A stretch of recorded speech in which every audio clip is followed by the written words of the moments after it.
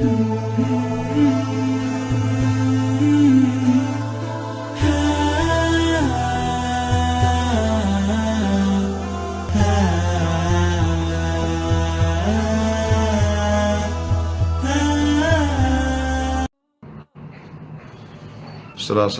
warahmatullahi wabarakatuh.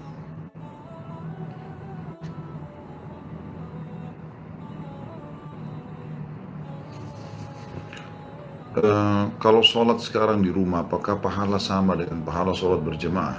Maksudnya berjamaah di masjid mungkin ya. Kalau Anda tanyakan adalah berjamaah di masjid, jawabannya iya bila sebelum terjadi corona ini Anda sering ke masjid. Nah pada saat itu akan sama insya Allah pahalanya, biidznillah. Tapi kalau selama ini Anda memang tidak pernah ke masjid, memang belum pernah ke masjid dan sekarang baru mau ke masjid, ya, maka berarti pahalanya tentu berbeda, ya, karena Anda memang dasarnya kalau tidak ada corona pun tidak ke masjid, kan gitu. Nah, sementara dalam hadis disebutkan kalau seseorang itu dalam kondisi dia sehat, dia bukan musafir, dia mukim, ya, kemudian dia satu waktu punya halangan, punya uzur, dia sakit, dia musafir, maka tetap tercatatkan baginya pahala yang biasa dia kerjakan pada saat dia sedang sehat. Ya, seperti itulah. Tapi tetap saja Anda akan mendapatkan pahala tentunya dari sholat berjamaah Anda di rumah, tapi tidak akan sama dengan pahala di masjid, ya, seperti itu.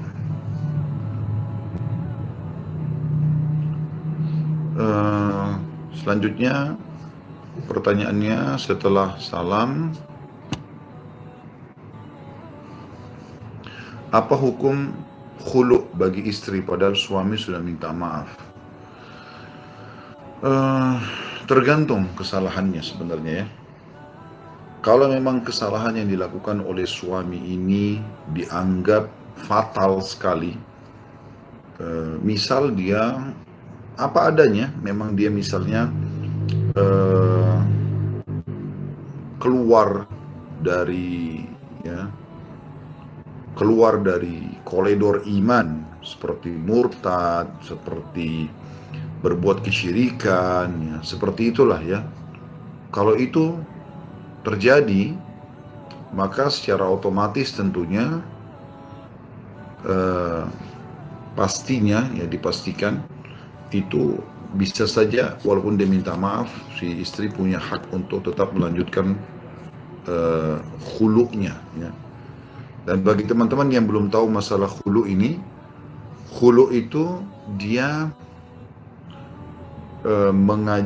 seorang wanita yang sudah tidak tahan lagi dengan suaminya kena pelanggaran agama yang besar, lalu dia pun mengajukan kepada pihak pemerintah, kalau kita tentunya pengadilan agama, ya, kemudian pengadilan agama lah yang menilai masalah itu, ya, maka itu haknya dia, ya. Tapi kalau pelanggaran-pelanggaran teknis dan memang suami sudah menunjukkan maafnya serius, ya, maka sebaiknya tentu si istri bisa memaafkan masalah itu, ya. Allahu a'lam. Assalamualaikum warahmatullahi wabarakatuh. Ustaz, mohon bab tolak. Bila suami mengucapkan pulang ke rumah orang tuamu dengan nada marah, apakah tolak itu turun? Apakah tolak itu turun? Tolak, Ustaz, maksudnya terjadi tolak mungkin, ya. Kalau kondisi marahnya di luar kontrol, betul-betul emosional yang dia sudah tidak tahu apa yang dia ucapkan, maka tidak dianggap tolak itu jatuh. Jadi tidak ada tolak dengan emosi. Dia harus tolak itu dalam kondisi tenang jiwanya, kemudian dia menyampaikan kalau dia memang menceraikan, ya, tanpa ada tekanan dan segala macam, maka itu jatuh tolaknya, ya. Jadi itu yang saya ketahui, Allahu a'lam. Jadi saya juga menyarankan teman-teman, bagi suami istri jangan terlalu mudah untuk mengucapkan kalimat tolak, baik istri menantang suaminya atau suami yang sering mempermainkan masalah itu. Ini perbuatan halal yang paling Allah benci. Anda hanya ucapkan dalam keadaan darurat bagi laki-laki, dan Anda wanita hanya mengadukan khulu atau minta supaya hakim mengeluarkan, memutuskan agar Anda cerai dengan suami kalau betul-betul darurat. Karena Anda menikah dengan siapapun pasti akan butuh adaptasi, otomatis itu, ya. Jadi bukan berarti Anda bercerai kemudian sekarang menikah dengan orang baru, terus Anda kemudian tidak punya masalah. Anda mungkin punya masalah lain, gitu kan? Yang kita tidak tahu. Tapi memang ada orang yang bijak, dewasa dalam menghadapi masalah, ada juga yang tidak ya. Assalamualaikum warahmatullahi wabarakatuh. Apa soal taubat harus mandi taubat dulu? Enggak harus. Karena dalam hadis bukan mandi tapi wudu.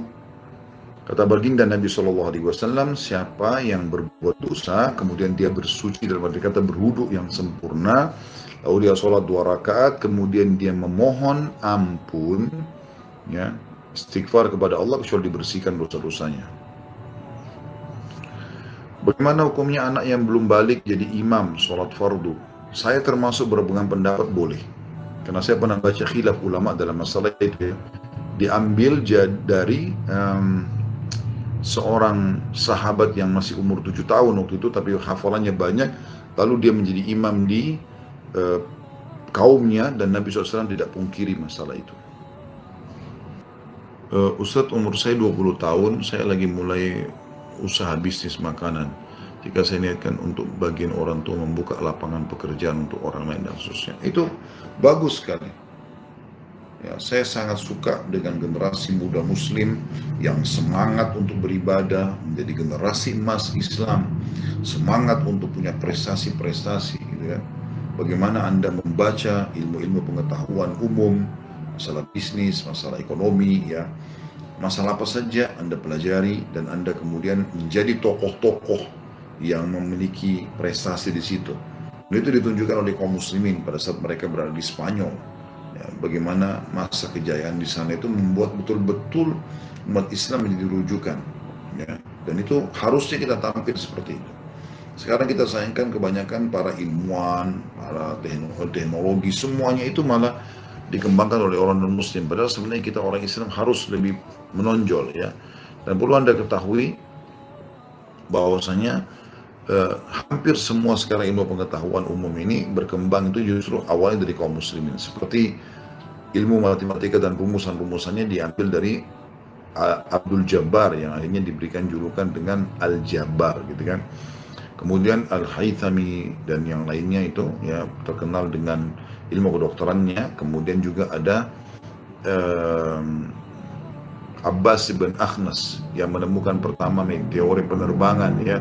Dia semua tadinya ada di sana kemudian di Spanyol. Kemudian Al-Jaziri yang menemukan juga kalau saya tidak salah listrik ya.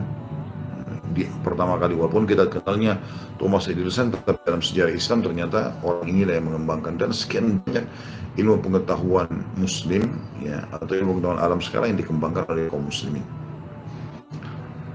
Ustaz, kalau kita mendengar nama Nabi SAW disebut, apakah kita harus bersalawat?